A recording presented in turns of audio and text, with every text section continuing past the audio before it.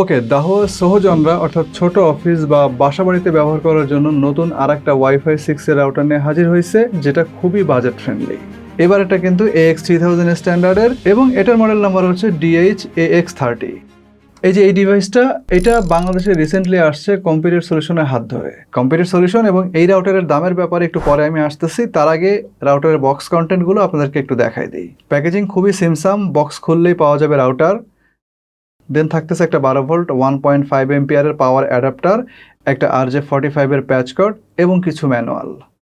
দামের কথা যদি বলি, এই রাউটারের দাম হচ্ছে 4200 টাকা। অ্যান্ড আমার হিসাবে এটা খুবই ভালো এবং অ্যাট্রাকটিভ প্রাইস পয়েন্টে আছে। তবে যথেষ্ট রিজনেবল হইল কিনা এই বিষয় সম্পর্কে মন্তব্য করার আগে আমাদেরকে এর বিল কোয়ালিটি কেমন, হার্ডওয়্যার কি অবস্থা, ডিভাইস ক্যাপাসিটি কেমন, রেঞ্জ কেমন এবং সর্বোপরি এই রাউটারটা আসলে কি কি অফার করতেছে আমাদের জন্য, এই বিষয়গুলো সম্পর্কে খুব ভালোভাবে জানতে হবে। চলেন তাহলে শুরু করা যাক। সঙ্গে আছে মাজহারুল ইসলাম এবং আপনারা দেখছেন টিএসপি মানে টোটাল সলিউশন প্লাস। বডি প্লাস্টিকের তৈরি অ্যান্ড ওভারঅল ডিজাইনের উল্লেখযোগ্য জায়গাগুলোর কথা যদি বলি, তাহলে বলতে হবে বডি ওয়েল মাসেলড, ওয়েল বিল্ড, সাইজেও বেশ বড় এবং হাইটেও বেশ পুরু। ইতিপূর্বে দাহুয়ার যতগুলো মডেল মার্কেটে আসছে লাইক AC12, AX15, সেগুলোর সঙ্গে কম্পেয়ার করলে এই মডেলটা একদমই প্রেডিক্টেবল। তবে এবারে পুরোটা গ্লসি হওয়ায় মেনটেন্যান্স কিন্তু আগেরগুলোর তুলনায় একটু ঝামেলাপূর্ণ হইতে পারে। মাঝ বরাবর দাহুয়ার ব্র্যান্ডিং আছে, সামনে আছে একটা LED ইন্ডিকেটর, তার দুই পাশে আছে ব্রিদিং ভেন্ট। ব্রিদিং ভেন্টের এই জায়গাটা কিন্তু দেখতে জোস। একদম বডির নিচে আছে ব্রিদিং ভেন্টের সবচাইতে বড় অংশ অ্যান্ড ওয়াল মাউন্ট করার ব্যবস্থা। বডির সঙ্গে 4টা এক্সটার্নাল অ্যান্টেনা অ্যাটাচ করা আছে, যেগুলোর প্রত্যেকটা হচ্ছে 5 dBi করে। পেছন দিকে আছে 4টা ইথারনেট পোর্ট, তাদের মধ্যে একটা 3টা ল্যান বাটন আছে 2টা, একটা রিসেট, একটা WPS। এনিওয়ে, এই রাউটারের যে ল্যান 1 এর স্ট্যাটাস সেটা হচ্ছে 1000 Mbps অর্থাৎ গিগাবিট। কম্পিউটারে কানেক্ট করার পরে আমরা এদের স্ট্যাটাস প্রত্যেকটার জন্যই 1000 Mbps করেই পাইছি। সো যারা DVR বা NVR বা এই টাইপের যেসব ডিভাইস আছে তার জন্য এটাকে ব্যবহার করবেন, তাদের জন্য এই ধরনের ল্যান পোর্টগুলো কিন্তু একটু ওভার পাওয়ার্ড। বাট যারা পিসিতে গেমিং করবেন বা হেভি ডাউনলোড পারপাসে এটাকে ইউজ করবেন, তাদের জন্য আবার এই স্ট্যাটাসের ল্যান 1গুলো খুবই কার্যকর। ওয়াইফাইতে যদি আসি তাহলে আসলে অনেক কিছুই বলা যায়। ফার্স্ট অফ অল, এটা হচ্ছে একটা ডুয়েল ব্যান্ডের রাউটার। সো দুইটা ফ্রিকোয়েন্সি এখান থেকে পাওয়া যাবে, 2.4 GHz আর একটা হচ্ছে 5 GHz। অ্যান্ড X3000 হিসেবে যদি বলি, এই দুইটা ফ্রিকোয়েন্সিতে যে ব্যান্ডউইথগুলো অ্যালোকেট করা আছে তার পরিমাণ হচ্ছে যথাক্রমে 2.4 GHz এ 574 Mbps এবং 5 GHz এ 2402 Mbps, টোটাল 2976 Mbps। যেহেতু Mbps-টা 3000 এর কাছাকাছি চলে গেছে, সো এই কারণেই এটা হচ্ছে একটা AX3000 রাউটার। কম্পিটেবল অর্থাৎ ওয়াইফাই 6E স্ট্যান্ডার্ডের ডিভাইস দিয়ে এটাকে টেস্ট করা হয়েছে এবং যার সত্যতা সম্পর্কে সেখানে নিশ্চিত হওয়া গেছে। রাউটারের যে ওয়াইফাই 6 এর ফেসিলিটি, অর্থাৎ ধরেন যে বিভিন্ন ফিচার থাকে না ওয়াইফাই 6 এর, সেই হিসাবে কিন্তু এই রাউটারটা খুবই এনরিচড। লাইক প্রায় অসংখ্য ডিভাইসকে একত্রে ডাটা আদান প্রদান করার জন্য আছে OFDMA, আর ডাটা আদান প্রদান যেন সাফিসিয়েন্টলি হইতে পারে তার জন্য আছে 1024 QAM। এরপরে লোকাল ইন্টারফারেন্স অ্যাভয়েড করার জন্য আছে BSS কালার। আর যে মোবাইল ফোনগুলো এই রাউটারের আন্ডারে চলবে সেগুলোর পাওয়ার সেভার হিসেবে থাকতেছে TWT অর্থাৎ টার্গেট ওয়েক টাইম। এছাড়াও লোয়ার এন্ডের ওয়াইফাই 6 রাউটারগুলো, অর্থাৎ যেমন ধরেন যে AX1500 বা AX1800, এই স্ট্যান্ডার্ডের রাউটারগুলোতে আমরা কিন্তু একটা ফিচার মিস করি, সেটা হচ্ছে 160 MHz এর চ্যানেল উইথ। এখানে কিন্তু সেটা আছে। এটা আসলে দরকার হবে 5 GHz ফ্রিকোয়েন্সিতে 2400 Mbps এর ব্যান্ডউইথের উপস্থিতি এনশিওর করতে গেলে। সো যাদের আসলে এক বা একাধিক ওয়াইফাই 6 এর ডিভাইস আছে অথবা ধরেন যে অনেকগুলো ওয়াইফাই 6 এর ডিভাইস আছে, তাদের জন্য কিন্তু এই ফিচারটা খুবই কার্যকর। বাট অ্যাজ এ হোল আপনারা কিন্তু এই রাউটার থেকে বেশ কিছু ফ্যাসিলিটি পাবেন, যা নর্মাল যেসব ডুয়েল ব্যান্ডের রাউটার আছে এসি স্ট্যান্ডার্ডের তার চাইতে একেবারেই ইউনিক এবং ইফেক্টিভ।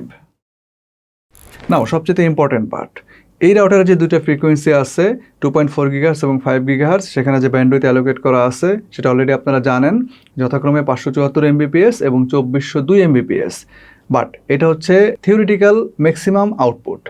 এখান থেকে আমরা আসলে প্র্যাকটিক্যালি কতটা পাচ্ছি সেটা এখন দেখার পালা, এবং সেই সাথে আমরা দেখব যে কোন ডিস্টেন্সে গিয়ে কতটুকু থ্রুপুট মেনটেন করতে পারতেছে এই রাউটারটা, এবং সেখানে গিয়ে অ্যাকচুয়ালি ওই থ্রুপুট অনুসারে কি পরিমাণ ডিভাইস ক্যাপাসিটি আমরা পাচ্ছি। সো প্রথমে আমরা একদম রাউটারের কাছ থেকে দেখব যে কতটুকু এখান থেকে মূল থ্রুপুটটা পাওয়া যাচ্ছে। রাউটারের 2.4 GHz ফ্রিকোয়েন্সির ফুল পোটেনশিয়াল দেখার জন্য এই ফ্রিকোয়েন্সির চ্যানেল উইথকে 40 MHz করে রাখা হয়েছিল, এবং রাউটারের কাছাকাছি একটা জায়গা থেকে এই ফ্রিকোয়েন্সির যে কানেক্টিভিটি সেটা পাওয়া গেছে 573 Mbps, যেটা একটু আগে আমরা বলছি। এই যে 40 মেগাহার্টজ আমরা করলাম, এটা কিন্তু আমরা জাস্ট দেখার জন্য যেখান থেকে থিওরিটিক্যালি কতটা আউটপুট পাওয়া সম্ভব, অর্থাৎ তারা যেটা ক্লেম করতেছে সেটা আদৌ আছে কিনা। বাট আপনি এর থেকে ভালো পারফরমেন্স পাওয়ার জন্য 2.4 গিগাহার্টসে 40 মেগাহার্টজ করার দরকার নাই, আপনি 20 মেগাহার্টজ করে রাখবেন, তাহলে আপনার টোটাল ব্যান্ডউইথটা কিন্তু কমে অর্ধেক হয়ে যাবে, বাট আপনার পারফরমেন্সটা ইনক্রিজ করবে। যাই হোক, 573 এমবিপিএস থেকে আবার থ্রুপুট হিসেবে পাওয়া গেছে অন অ্যান অ্যাভারেজ 123 এমবিপিএস এর মতো, যেটা হয়তো বা আর একটু বেটার হওয়া উচিত ছিল বা বেটার হওয়ার সুযোগ ছিল, অ্যাটলিস্ট আমরা আর একটু বেটার আশা করছিলাম। এনিওয়ে, 5 গিগাহার্টসের যে 2402 এমবিপিএস এর কানেক্টিভিটি পাওয়ার কথা, সেটা আমরা একটা ওয়াইফাই 6E সাপোর্টেড ডিভাইস দিয়ে টেস্ট করছি অ্যান্ড সেরকমটাই রেজাল্ট পাওয়া গেছে। সেক্ষেত্রে চ্যানেল উইথকে কিন্তু আমরা ফার্মারের ভিতর থেকে 160 মেগাহার্টজ করে নিয়েছিলাম এবং চ্যানেল নাম্বার সেক্ষেত্রে ছিল 36। তবে বাজারে যেসব মানে ফোন পাওয়া যায় তাদের বেশিরভাগই কিন্তু এই যে 36, 48 এই চ্যানেল নাম্বারগুলো সাপোর্ট করে না। সো 160 মেগাহার্টজও কিন্তু সেক্ষেত্রে পাওয়া যায় না, সেক্ষেত্রে চ্যানেল উইথকে রাখতে হয় 80 মেগাহার্টজ। সো আমরা টেস্ট করার জন্য আসলে 80 মেগাহার্টজ পর্যন্ত সাপোর্ট করে এরকম একটা মোবাইল ফোন নিয়েছি, যেহেতু বিষয়টা কমন, এবং এক্ষেত্রে আমরা এই সময়কার ভাইরাল মোবাইল Redmi Turbo 4 ব্যবহার করছি। যাই হোক, এই রাউটার থেকে ব্যবহার করার মতো যে থ্রুপুট পাওয়া গেছে আমাদের এখানে, তার পরিমাণ হচ্ছে 3টা টেস্ট করছিলাম। একটাতে আসছে 517 এমবিপিএস, সেকেন্ডটাতে আসছে 522 এমবিপিএস এবং পরেরটাতে আসছে 514 এমবিপিএস। এভারেজ করলে 517 এমবিপিএস। আমি ইতিপূর্বে দাহুয়ার X1500 রাউটারটা রিভিউ করছিলাম, সেখানে আমাদের যতটুকু আমার মনে পড়ে প্রায় 700 এমবিপিএস প্লাস ব্যান্ডউইথ পাইছিলাম। সো এক্ষেত্রে রাউটার রেজাল্টটা কিন্তু আমার কাছে তুলনামূলকভাবে একটু কম মনে হয়েছে। নাও ডিভাইস ক্যাপাসিটির কথা যদি আমি বলি, ওয়াইফাই 6 রাউটার হিসাবে ক্লোজ রেঞ্জ থেকে অ্যাকর্ডিং টু থ্রুপুট রেজাল্ট মোটামুটি 30টার উপরে ডিভাইস আপনি আরামসে ইউজ করতে পারবেন। তবে সকল ডিভাইস তো আসলে আর ক্লোজ রেঞ্জে থাকবে না, বিভিন্ন রেঞ্জে ছড়ায় ছিটায় থাকবে। তো সেক্ষেত্রে ডিভাইস ক্যাপাসিটির অবস্থাও কিন্তু পরিবর্তিত হবে। তো দেখার মূল বিষয়টা হচ্ছে যে আমার মোবাইল ফোনটা যেখানে আছে সেখানে গিয়ে আমি আসলে কতটা ব্যান্ডউইথ পাইতেছি, কতটা থ্রুপুট পাইতেছি, সেই হিসাবে কিন্তু আমার রাউটারের ওই রেঞ্জে যে ডিভাইস ক্যাপাসিটি আছে সেটা নির্ধারিত হবে। এখন অবশ্যই আমরা এই জিনিসটা দেখবো, বাট তার আগে চলেন আমরা রাউটারের হার্ডওয়্যার থেকে একটু ঘুরে আসি।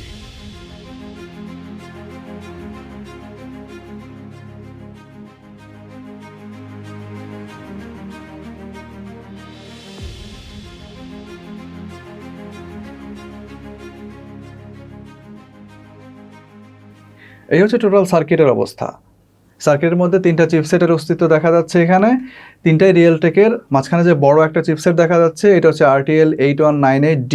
এটা হচ্ছে রাউটারের মূল সিপিইউ হিসাবে কাজ করবে। যতটুকু খোঁজ নিয়ে জানতে পারলাম এটা হচ্ছে ডুয়েল কোর 1.2 গিগাহার্টজ ক্লক স্পিডের। এটা সম্পর্কে যদিও খুব বেশি একটা ইনফরমেশন পাওয়া যায় নাই, বাট যতটুকু আমি জোগাড় করতে পারছি তাতে আপাতত আমার কাছে এরকমই মনে হচ্ছে।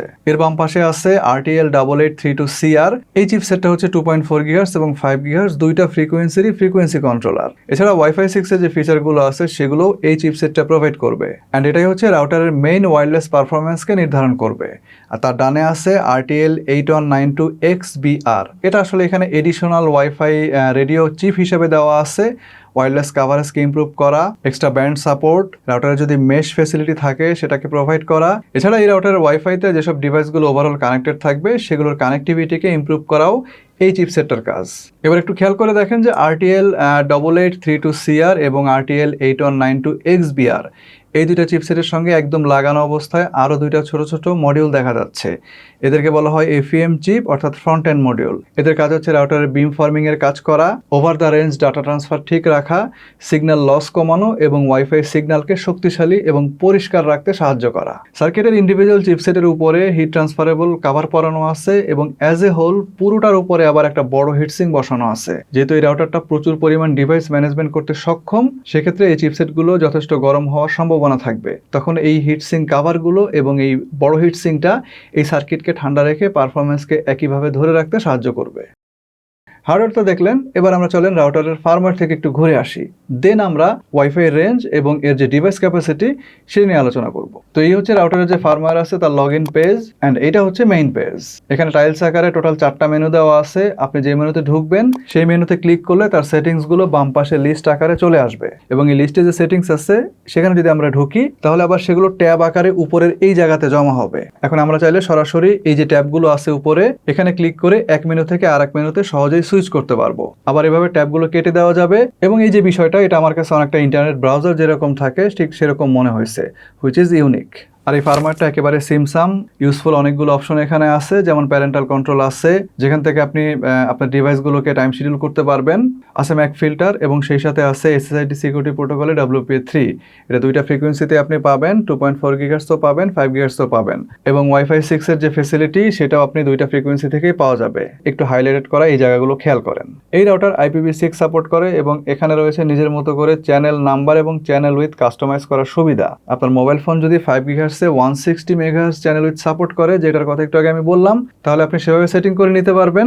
আর যদি কেবলমাত্র 80 MHz পর্যন্ত সাপোর্ট করে, সেটাও চাইলে আপনি এখান থেকে সেট করতে পারবেন। অর্থাৎ এখানে কিন্তু যারা আসলে 80 MHz এর মানে শুধুমাত্র 80 MHz সাপোর্ট করে এরকম মোবাইল ফোন চালান, তারাও এটার থেকে বেনিফিটেড হবেন, এবং যাদের আসলে 160 MHz এর চ্যানেল উইথ সাপোর্ট করে, তারাও কিন্তু এটা থেকে বেনিফিটেড হবেন। 2.4 GHz এর ফ্রিকোয়েন্সির সেটিংসগুলো কিন্তু নিজের মতো করে কাস্টমাইজ করে নেওয়ার সুযোগ আছে। সাইমালটেনিয়াস ডুয়েল ব্যান্ড অর্থাৎ স্মার্ট কানেক্টের সুবিধা আছে, যেটা আসলে মূল ওয়াইফাই এবং গেস্ট ওয়াইফাই দুই জায়গাতেই অ্যাপ্লিকেবল। এই রাউটারকে রাউটার মোডের পাশাপাশি রিপিটার মোডেও চালানো যাবে। এছাড়া ফার্মারের মধ্যে আরো অনেকগুলো সেটিংস আছে, যেটা আসলে সাধারণত আমরা সব রাউটারের মধ্যেই দেখতে পাই। তবে ফার্মারের সেটিংসগুলোর মধ্যে বেশ কিছু ফ্লজ আমার চোখে পড়ছে, যেগুলো একটা একটা করে আপনাদেরকে এখন আমি বলে দিচ্ছি। যেমন ধরেন যে এই রাউটারের যে রিপিটার মোডটা আছে, এটা আসলে কেউ চালায় না এই যুগে। সো রিপিটার মোড থাকা আসলে এক ধরনের অর্থহীন, দরকার ছিল অ্যাকচুয়ালি অ্যাক্সেস পয়েন্ট মোড। এছাড়া এই রাউটারের যে একটা কমন ফিচার দেওয়া থাকে, সেটা হচ্ছে মেশ। এই মেশ ফিচারটা এখানে নাই, এবং আরো একটা ফিচার যেটা অনুপস্থিত, সেটা হচ্ছে রিবুট শিডিউল। অর্থাৎ শিডিউল করে রিবুট দেওয়ার যে সিস্টেমটা থাকে বিভিন্ন রাউটারের মধ্যে, এই সেটিংসটা এই রাউটারের মধ্যে অনুপস্থিত। সো আমার এখানে একটা পরামর্শ থাকবে, সেটা হচ্ছে আপনি মানে যে ফার্মারের ফিচারগুলোর কথা আমি বললাম যে এখানে নাই, এটা কিন্তু এই রাউটারের যে হার্ডওয়্যার ব্যবহার করা হয়েছে তার সাথে কম্পিটেবল। সো আই থিঙ্ক যে একটা ফার্মওয়্যার আপডেট করেই বা অচিরে একটা ফার্মওয়্যার আপডেট দেওয়ার মাধ্যমে আপনারা কিন্তু চাইলে এই ফিচারগুলো এই রাউটারের মধ্যে ইনক্লুড করতে পারবেন। সেক্ষেত্রে এই রাউটারটা শুধু ভ্যালু অ্যাড করবে এরকম না, মানে আসলে এটা পূর্ণাঙ্গতা পাবে। এরপর এই রাউটারটা ওয়াইলিঙ্ক অ্যাপের মাধ্যমে ম্যানেজমেন্ট করা সম্ভব।